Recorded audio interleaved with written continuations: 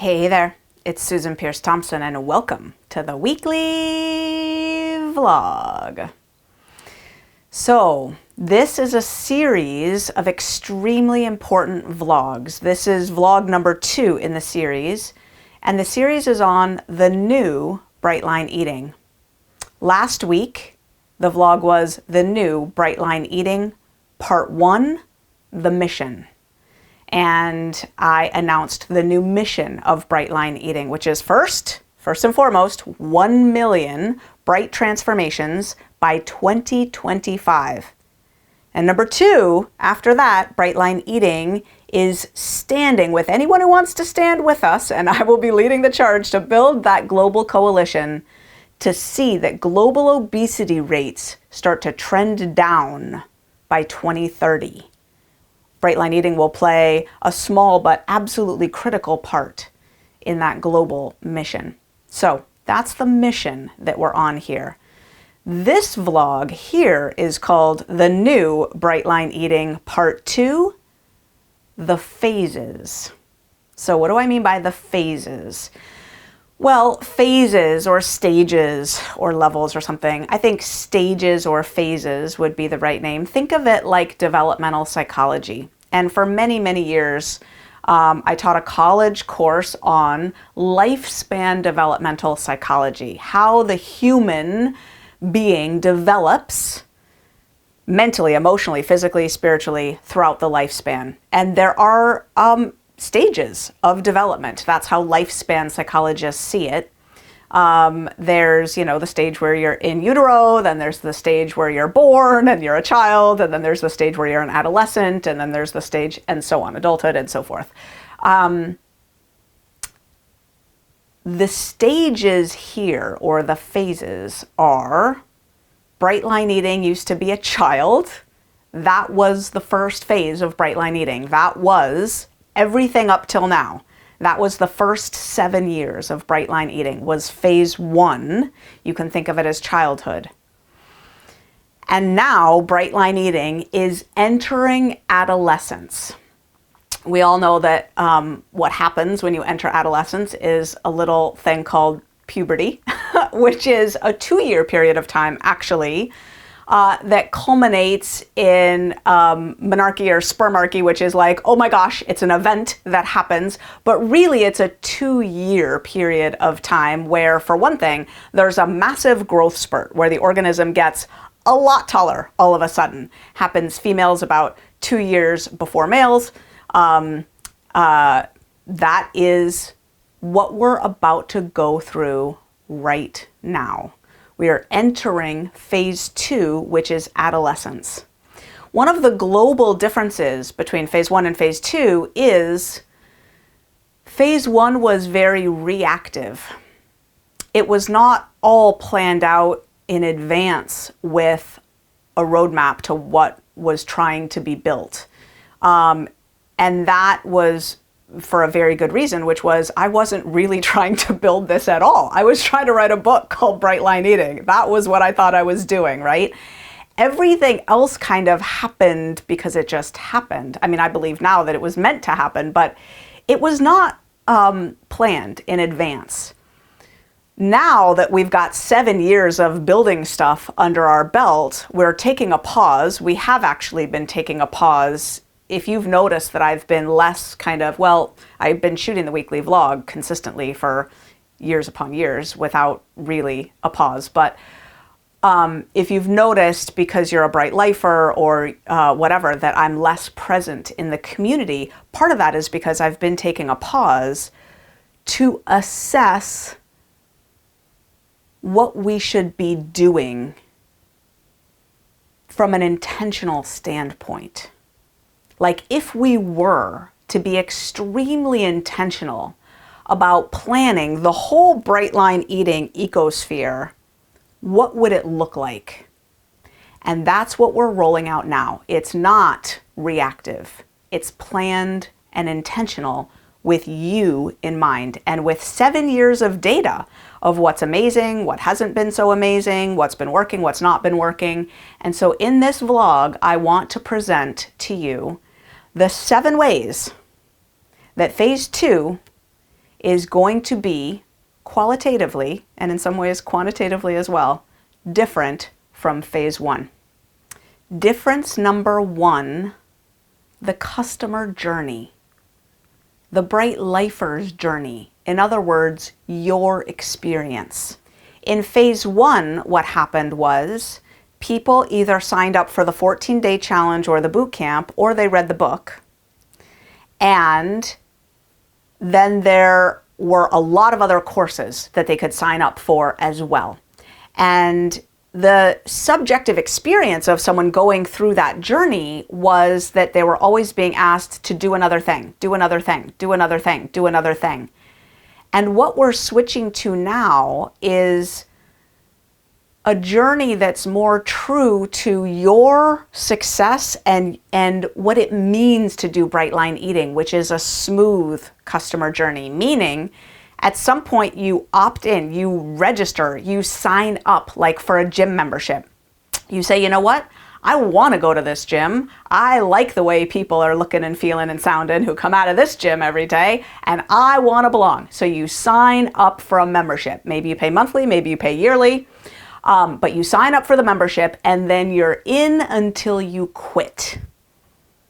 And that is the significant way that your journey will be different in the new Brightline eating.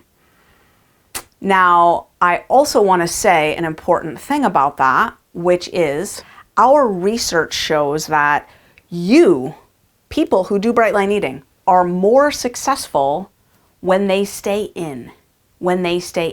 So we're changing things around here to make it easier to just stay in, to just be in, because it's not surprising, that's the psychology, that's the practice, that's the community, that's the support, that's the experience that best supports and enables your success with Brightline eating. And the transformation that's available around here is completely priceless. So we want you to have it. We want as many people as possible to have the Bright transformation, because that's how we're changing the world. That's how we'll achieve the mission, both of those missions, right? 1 million Bright transformations by 2025. So we are making it easy peasy lemon squeezy for you to register and then stay in. Difference number 2 is around widening the tent. In phase 1, the tent was relatively small. For some intentional reasons and some not intentional reasons, I actually remember very early on in my experience doing this whole thing, going through a course on how to get an online course out into the world, and it said, think about who you're trying to serve. Who are they? Be specific. What's their gender? What's their age? What's their, on and on and on. And I was imagining who I was trying to serve, and they were female, middle-aged ish, and really high on the susceptibility scale, like binges, purges, struggling with their food so much. And sure enough, that's who we ended up serving. Now, it's also not a coincidence that, oh, by the way, that's me. That's me. We ended up serving a lot of people who come from the demographic of Susan Pierce Thompson, which is not shocking from a psychological perspective. Similarity attracts similarity, like attracts like. It's like a garden variety finding in Psych 101, right? So not surprising. Now we're being intentional about widening the tent. That means making it more available to people with a broad range of budgets. It means internationalization as soon as we can. I'll talk more about how we're going to achieve that in a second. And it also means being intentional now about some different types of avatars. That's the name for like, who are you trying to serve? It's called an avatar, whatever, like the movie. Yep. So the idea is that we're thinking, oh, we actually want to serve people at all susceptibility scores anywhere on that susceptibility scale who have weight to lose and who have been unsuccessful at losing it thus far. Brightline eating can help them, right? They might not need to be as strict with their bright lines, but this template, this formula, this roadmap will help them. We also want to serve people who just are abstainers in general. Like, that's a personality trait. Gretchen Rubin has talked about that, and I talked about that in a vlog a while back.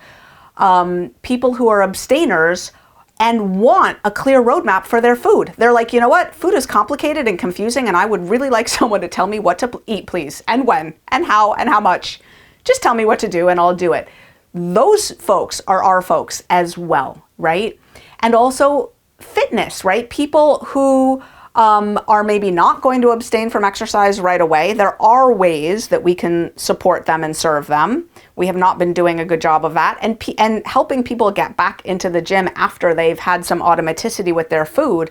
There's a whole universe of like, how do you do Brightline eating when you're so-called on the move, which is the name of our Bright Lifers support group for people who are doing Brightline eating while exercising, sometimes a lot, right? So those are some more avatars of people that we want to serve. And so basically, we are widening the tent. Now, difference number 3, and the main way we will accomplish this in phase 2 of Brightline eating, which, oh, by the way, I do not have a crystal ball. I do not have a magic wand, still waiting for those to arrive from Amazon.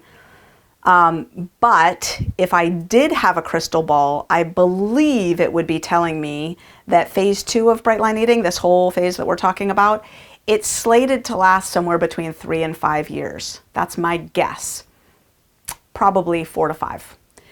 Now, the main vehicle for widening the tent is going to be really, really good tech. In particular, an amazing app.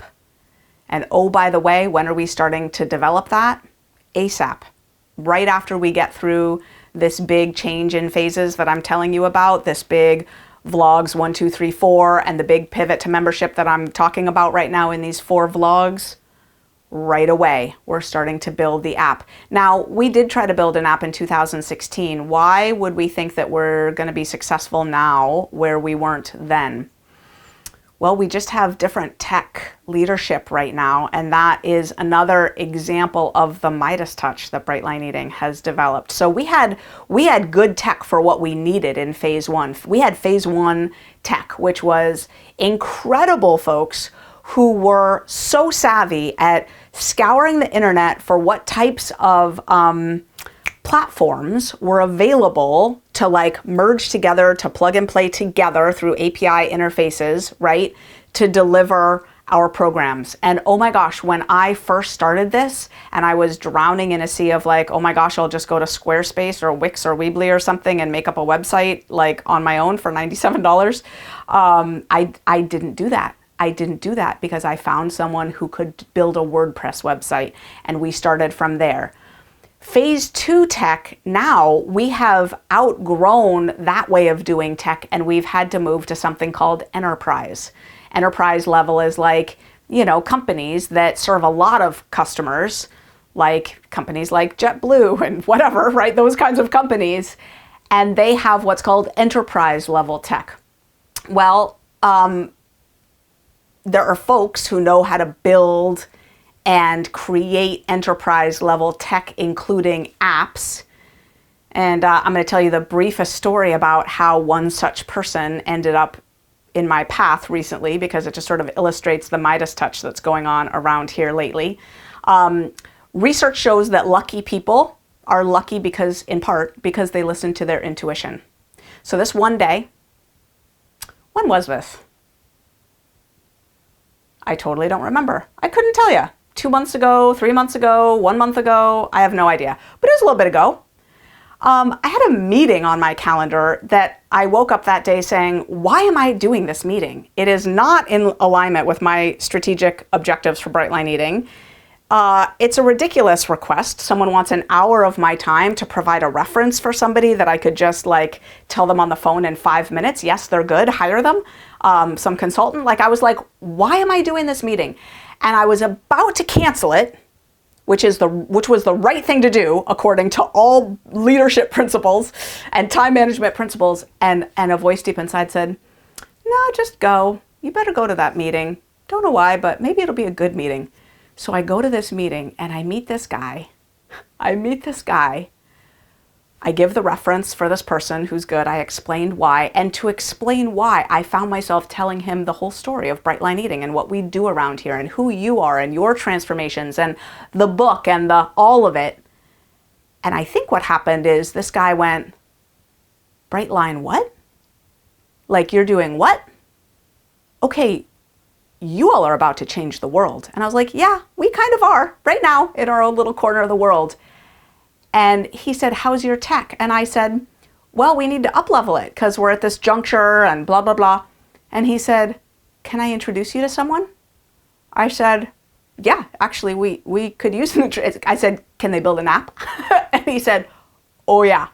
So suddenly I'm being introduced to a bloke named David Mitchell-Hill, also known as DMH. Turns out DMH is the former Chief Technology Officer for the United Kingdom. The United Kingdom, the whole United Kingdom. And suddenly I'm on Zoom with this guy, and in the interim, he's read the first book, Brightline Eating. And he's thinking, you Brightline folks, you're about to change the world, and I want to work with you. And I'm like, you want to what? And he said, I want to work with you. And I said, you want to what? And he said, I want to work with you. And when I said, come aboard, DMH, come aboard. So the new Chief Technology Officer for Brightline Eating used to be the Chief Technology Officer for that little island cluster known as the United Kingdom, during which time he completely rebuilt their criminal justice platform. And oh, by the way, he also used to be the Chief Technology Officer for Freeletics. Do you know what Freeletics is? Just the #1 fitness app in the whole world, based in Germany, with more subscribers than any other fitness app in the whole world, with languages aplenty and machine learning software to customize things to people. And oh, by the way, he helped build that app too and make sure that it was the best in the world. And he's done that for other apps as well that are right in our sphere. So suddenly we have this guy at the helm. So just saying, the tech isn't going to be quite the same as it used to be around here. Props to our tech team because they've been working overtime for years. And also I'm excited because phase 2 tech is going to be in a whole different league, just in a whole different league. So that's another difference, the tech. Difference number 4 is going to be all about my role in this movement for the next few years. In phase 1, the identity at the deepest level of Brightline Eating and Susan Pierce Thompson were totally merged. And yes, I'm going to talk about myself in the third person. I know that's kind of creepy. Please forgive me. But I have to for this because really it's not me, it's SPT, right? It's this sort of thing out here, right? Okay. So Brightline Eating and SPT used to be completely merged at the deepest level, identity-wise. And I think that was true for me too. Like subjectively, I saw and felt what Brightline Eating needed was what I needed. Like I felt called and moved to stay up all night to help it, to create it as if it was, you know, the oxygen that I needed to breathe, right? The sustenance that the movement needed was the same for me as the air that I needed to breathe. You know, I'm not kidding when I say things like, you know, I put my feet on the floor every day for you. Like that's been my lived experience. That's going to change. That's been changing. And there's separation that's happening now between the identity of Brightline Eating and the identity of Susan Pierce Thompson. Here's how you're going to notice that that's happening. The vlog is going to change a little bit slowly. It's going to be less about me and my personal life. We're going to make sure if you want to hear about me and my personal life, I'll probably start a vlog off at the SusanPierceThompson.com website. Whenever that happens, you'll know. I'll give you an option to opt in over there. But it's already started, right, with the podcast, and it's been a while since you've heard me talk about my marriage or whatever on the vlog, right? So there's already a gradual separation that's happening in terms of they're just not as blended anymore. But really, really excitingly, this just makes me so excited. I just tingle. Oh my gosh. We are ready with this new model. As soon as we have the bandwidth to do it, to create and roll out the coach certification training program that I've been talking about for 5 years already. That is like, there's no more barriers to doing it. We already have people on the team who've created a model of what we need to do. We just need to get that going and roll that out. And then the other thing is, ambassadors, what I'm thinking we will call ambassadors. What's an ambassador? There's a couple things. One is someone on social media who does Brightline eating, who shares their life and experience with Brightline eating out to the world. And then also an ambassador is an internal thing, like, someone associated with the Brightline eating team who shoots videos for our courses so that people going through the courses don't just hear one person's experience of the Bright Life, of the principle being discussed in that module, but can hear multiple perspectives on it. Because this is not the only way to do Brightline eating. This is not the only way to live bright. This is not the only way to have and manifest the bright transformation. And so by using the Brightline eating platform to elevate experts, we have so many people in our community already, not to mention doctors. I haven't mentioned doctors, but doctors, healthcare professionals, and so forth. We will be educating and providing a vehicle for them to become Brightline disseminators as well. So we will be elevating experts in all these different categories to go spread the Brightline eating message in all these different niche subspecialty areas and ways. Can you see it? Can you see how many people so far? I mean, like 100,000 people have taken one or more of our courses since the beginning in the last 7 years. We get emails all the time, from amazing people saying, hey, Brightline eating, here's my area of expertise and here's how I want to help the movement. And up until now, we were so busy as a team launching courses and we were so understaffed for what we were doing that those emails just went into the, gosh, would be nice to say yes to this, but we don't know, A, what to do with it in our current structure, and B, nobody has the time to address it right now. And so those emails received a very loving and polite, we don't know what to do with this right now. We love the idea, but not today. And so in phase 2, we will have structures and vehicles and programs and processes to elevate those expert voices, get them licensed and out into the Brightline eating world, into the actual world, to be helping all the people who need help in all the ways that they need help with their bright journeys. And what that is going to do is it's going to free me up significantly so that I can stay in my zone of unique ability, which is around PR, meaning like being on podcasts and TV shows and helping to educate the world that food addiction is real, that not everyone is equally susceptible, and that there are ways that we can change our cultural social norms so that global obesity rates can start trending down, and that there's a roadmap for people who really want to lose their excess weight. I'm a good spokesperson for that message. I'm also good at innovating and trying things out and educating people about stuff that's on the forefront, the cutting edge of living the bright life. And it'll free me up to do that more and more, including creating more courses and teaching, because I love to teach, right? And I'm good at it. I like to teach people. And then finally, it'll free me up to do research. And that means in part doing research. It means in part helping to fund research and helping to set the agenda for research that needs to happen on an international level. Because, you've heard me say in this vlog before, it's a cocky thing to say, but in my opinion, the right studies aren't being run, right? Some of them are. Some amazing studies have been run.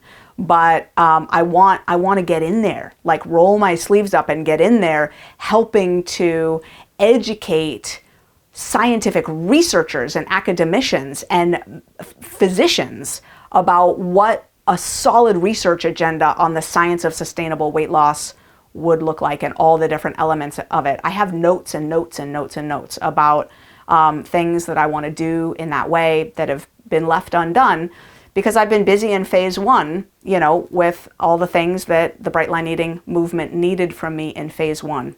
In phase 2, I will be more freed up to stay in my lane of the things that I'm best at. and surrender all the rest of it to the Brightline Eating team and the Brightline Eating community, because there will be so many more hands to do the work of Brightline Eating by elevating all these experts to do that work. Which brings us with a nice segue to difference number 5, which is about research. In particular, in phase 1, there was some confusion, mostly on my part, I think, around the role of the Brightline Eating entity, like the business of Brightline Eating, in research, right? I was thinking, because I was confused and I hadn't thought deeply enough about it, and I just didn't have enough experience to know better. I was thinking that it was my job and the job of Brightline Eating as a company to do all this research that I thought needed to be done. I see now that that doesn't actually make sense. What is Brightline Eating's job is to create and maintain an excellent data set with, excellent best practices, including IRB approval, informed consent, HIPAA compliant data where necessary, where it relates to health information, that kind of thing, to maintain that database, to partner with professional researchers who want to use that database, and to provide a subject pool for additional research on the order of, hey everybody, we just heard of a researcher who's running a study on the remission of diabetes, type 2 diabetes, in people doing the following 3 kinds of diets. You would be randomly assigned to one of these diet types. If you have type 2 diabetes and you want to be in that study, click this link, that kind of thing, right? So we're an amazing research pool of potential subjects. That's like what universities are, right? Every college student, unbeknownst to them, is in such a research pool, with flyers on the wall and emails coming out from the psych department and stuff saying, hey, there's a study happening, do you want to participate? They'll pay you or whatever, right? So that's the role of the Brightline Eating company. My job, as I get freed up in phase 2, is going to help to raise funds through the Institute for Sustainable Weight Loss, which has been dormant essentially since it was created. And so to resurrect the Institute for Sustainable Weight Loss. It hasn't been completely dormant, but mostly.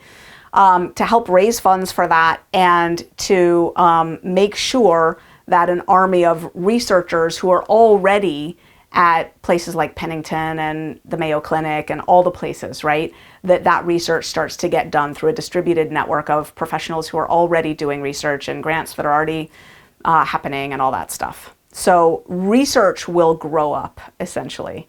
Research will grow up.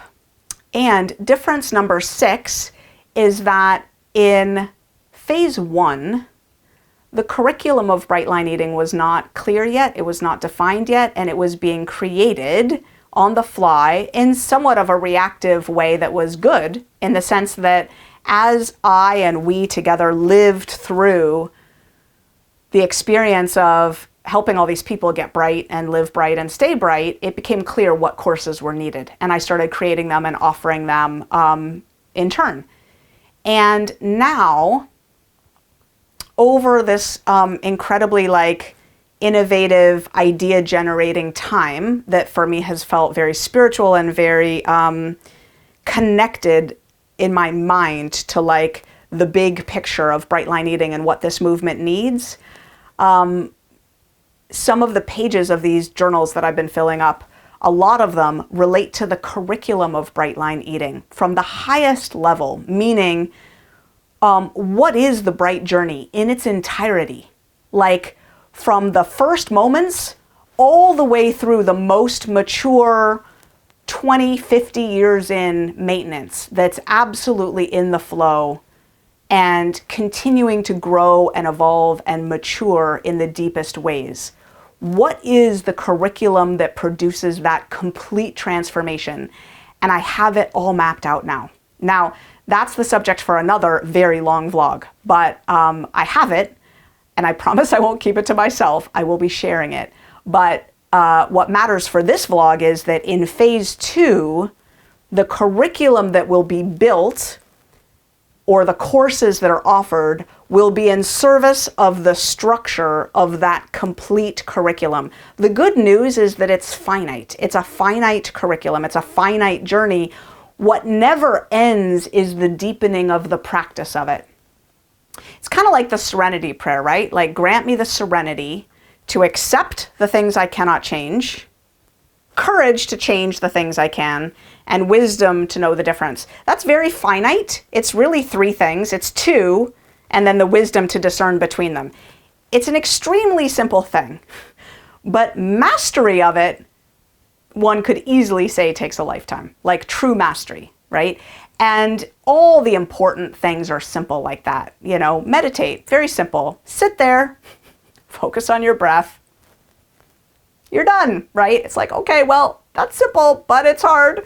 So the Bright curriculum is more involved than those two simple structures that I just mentioned, but similarly, it's not that much, and the living of it is a lifetime practice. And I cannot wait to lay out the curriculum for you. It's really exciting stuff. It's my life's work. I'm super proud of it. So in phase 2, the curriculum will be intentional as opposed to created in real time with no vision or forethought of the whole picture. And finally, difference number 7 is, and Trish, you ready for this? You've been messaging me about this. Difference number 7 is maintenance. Yes, maintenance.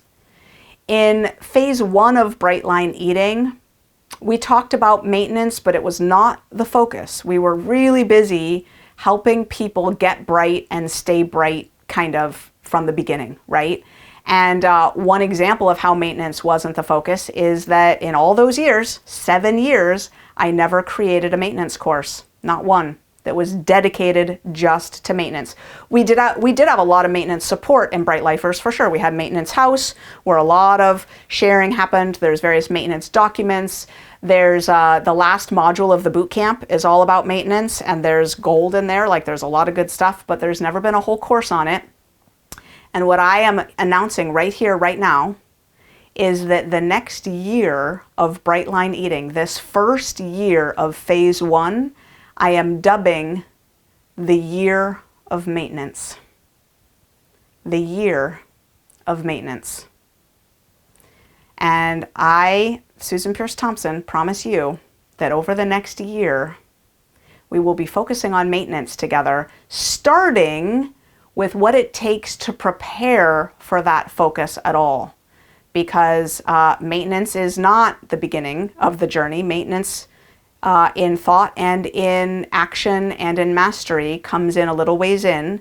So I will start getting you up to speed with what you need to know to begin to really think deeply about maintenance. And then all year, meaning November 2021 to November 2022, will be a year dedicated to maintenance. So I'm just saying, putting my stake in the ground right now. No more will maintenance be an afterthought. It will be intentional. It will be built into the curriculum. And I can't wait to tell you about that. So here's what's coming next. I'm wrapping up this vlog on the phases of Brightline eating. Phase 1 versus phase 2 and what's different. Next week, the vlog will be about the membership. The membership. And I mentioned a date in last week's vlog. I'm going to say it again. November 16th. November 16th, 2021. Write that on your hand. Go circle it on your calendar. Go put a big all-day block out reminder on your phone calendar. November 16th. Why? Because membership becomes available then. You will know everything that you need to know about what I mean by the year of maintenance if you stay tuned in to the vlogs that are unfolding right now. Within the next 2 to 3 weeks, you will have all of that information. This vlog has already, don't complain at me, this vlog has already been long enough. I can't share everything in one vlog. And it's, all the details aren't even quite ready yet. Like I said last week, I'm not lying about that. Like, I literally was on the phone with, you know, Lori Lang, the head of marketing, this morning saying, wait, what are we doing about this detail and that detail? And is that PDF that explains all the details, right? We were like talking about that. So we are working overtime. I start work at 4 a.m. these days. I promise you, everything will be revealed week by week in these vlogs. Just breathe with me. Give me another second. I shared a lot with you today. You might want to listen to this one again. It's jam-packed. If you don't, that's okay. You're like, Susan, I gave you enough of my time this week. Fair enough. Next week's vlog, the new Brightline eating, part 3, will be on the membership. Stay tuned. That's the weekly vlog. I'll see you next week.